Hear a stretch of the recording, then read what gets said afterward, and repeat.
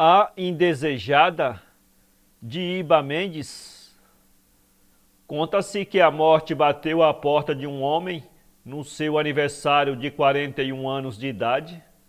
Ela, porém, não apareceu em seu aspecto convencional, com o rosto pálido e disforme, os olhos fechados, coberta com um manto e levando na mão uma foice.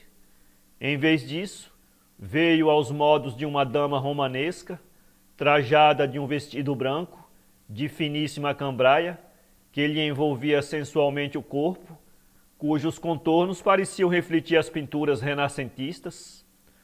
Ao abrir a porta, o homem olhou-a de cima para baixo e esfregou os olhos como se duvidasse do que via, e ficou ali parado e surpreso a olhar alguns segundos para a ilustre visitante.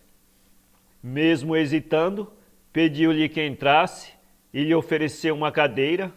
A mulher entrou, sentou-se, olhou em volta de si, sorriu e suspirou um hálito fresco com sabor de avelã.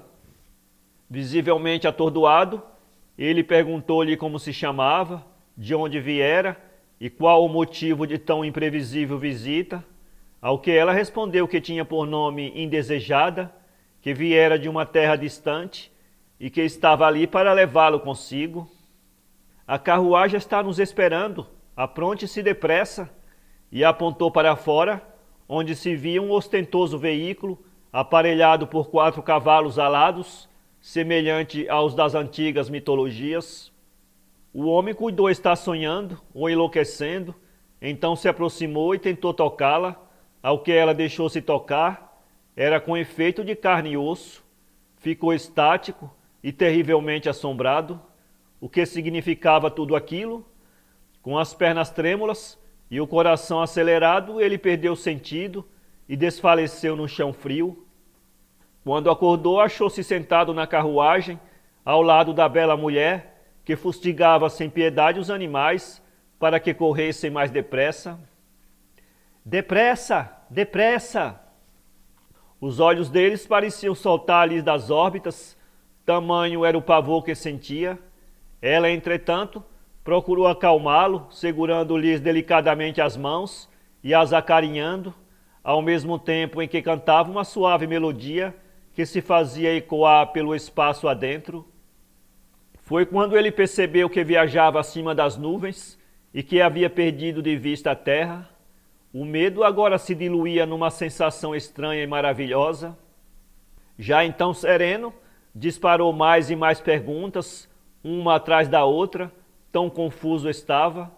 Indagou acerca de qual o sentido de tudo aquilo, sobre o que exatamente queria dele e para onde estava o levando, entre muitos outros questionamentos. Logo saberás, respondeu ela sorrindo, enquanto tangia com açoites os cavalos voadores e escorregava velozmente pela atmosfera. Algumas horas depois, adentraram num local de denso luzeiro. Tão forte era a luz que lhes ofuscavam a vista. Em todo esse tempo, a misteriosa mulher apertava-lhes as mãos, sem nunca soltá-las.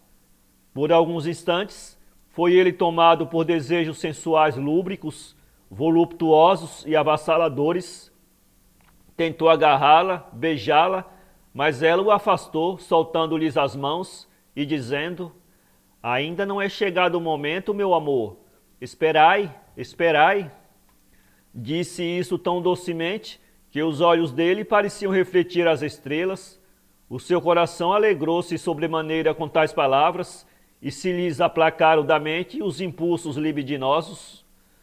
Já se havia passado muito tempo desde que iniciara aquela jornada, de modo que já tinha perdido a noção do próprio tempo e não podia atinar cronologicamente sobre os últimos acontecimentos. A certa altura do caminho, sentiu sono e dormiu como se estivesse em rota para o paraíso. Sonhou que era um sultão árabe e que chegara ao seio de Alá, onde uma multidão de virgens o aguardava com esplendorosos adornos de pérolas e todas sedentas de amor. Acordou sozinho, em meio a uma névoa densa, baixa e fechada. Ao longe avistou uma fonte luminosa que propagava raios por todos os seus arredores. Mais adiante contemplou uma espécie de catedral imensa, em cuja abóbada havia uma enorme tocha de fogo que se irradiava para fora e dentro do edifício. Enquanto se dirigia ao local, ouviu uma afinada orquestra que tocava majestosamente o bolero de Ravel.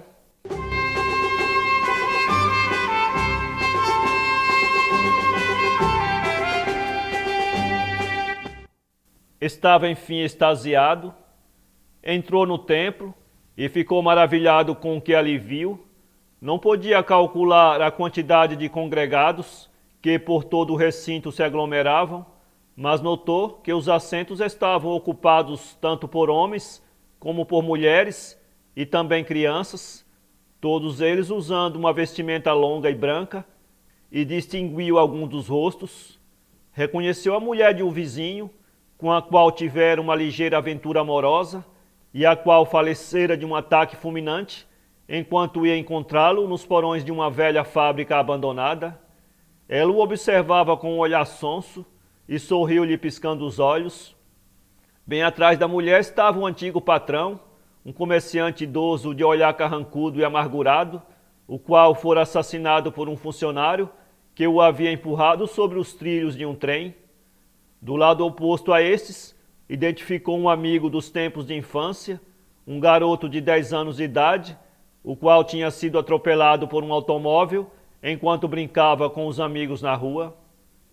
O menino ria e acenava-lhe com uma das mãos. Discerniu ainda muitas outras pessoas. Foi quando caiu em si que todos os que reconhecera estavam mortos, e então aventou a ideia de que poderia estar morto também.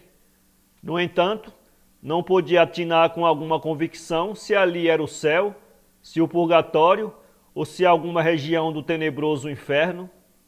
Ficou ainda mais confuso e tremia. Nesse instante, o ambiente foi tomado por um silêncio sepulcral. Apareceram então um homem e uma mulher que o conduziu até a entrada principal do templo. Súbito, soou a solene marcha nupcial de Félix Mendelssohn.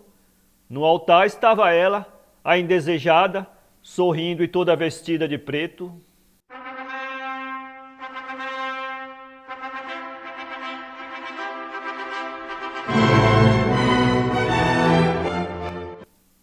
Vem, meu amor, vem, balbuciava com voz doce e sensual.